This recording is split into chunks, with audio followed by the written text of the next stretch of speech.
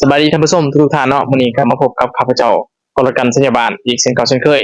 สำหรับมื้อนี้เป็นมื้อสุดท้ายนะครับเป็นสถานที่สุดท้ายเนาะสำหรับการท่องเที่ยวอีสานเหนือหรือว่าทริปอีสานเหนือนั่นเองและตอนนี้เฮาก็อยู่กับเจ้าของตัวแทนปุ๋ยเก่าเกษตรตานุหรือว่าทีมงานบริษัทพัสโกลาเฮาเองซึ่งเป็นตัวแทนรายใหญ่เนาะที่ว่าเพิ่นก็เดินทางมานำมื้อนี้ข้าพเจ้าเองก็สิมาถามความรู้สึกเนาะที่ว่าเพิ่นได้มาเดินทางนำเฮาเนาะมีความรู้สึกแนวใดเนาะสบายดีไหมแนะนำชื่อได้เนาะ สบายดีครับเจ้าชื่อแม่อ่อนอยู่บ้านน้องพนวนเมืองปากซองแข้งจำปาสักอันนี้ก็ได้มาเที่ยวประเทศไทย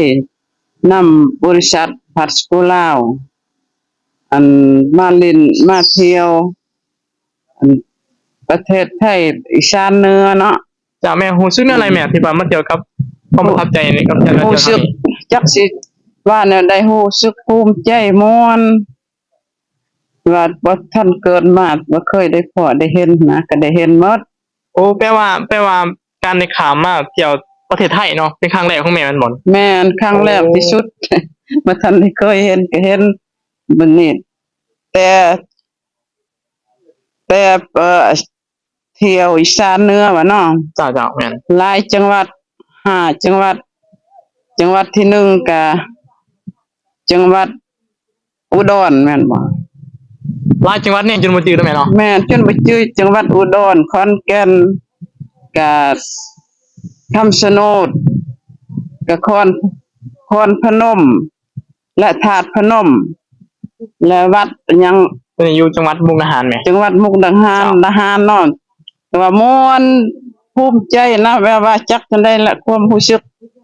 บ่เคยเห็นก็เห็นบ่เคยพ้อก็พ้อว่าได้ขี่สังโดยเสาร์หยังนะได้ขี่หมด ที่ชิงช้าสวรรค์แม่ แม่นละสิงสาสวรรค์ก็ได้ขี่นะ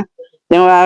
บริษัทพัสโกลาวเฮานี่บ่แม่นว่าธรรมดาเด้เนาะประทับใจหลายแม่นบ่ใจว่าบริษัทหมดประเทศลาวว่าซะบ่เคยเห็นคือบริษัทตัวนี้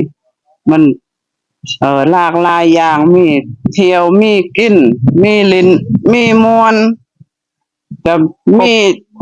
ซื้อมีขายได้หมดที่ส่งท้ายเนาะอยากให้แม่ฝากเนาะท่านผู้ชมที่ว่าเห็นแม่เนาะเห็นแม่มาเที่ยวแนวนี้ท่านผู้ชมได้เห็นแม่ไปเที่ยวไปก็มีความสนใจก็ไปหาติดต่อแม่ได้เลยว่าคันว่าอยากไปหาเที่ยวหาม่วนหาซื้อหาขายนำบริษัทพัสโกลาวของเฮาให้มาหาแม่ก็ได้หาอันอยู่บ้านได้ดิแม่อยู่บ้านน้องพนวนเมืองปากซองแขวงจำปาสักโอเคเนาะขอบใจได้แม่ขอบใจได้สบายดีขอบใจหลายๆ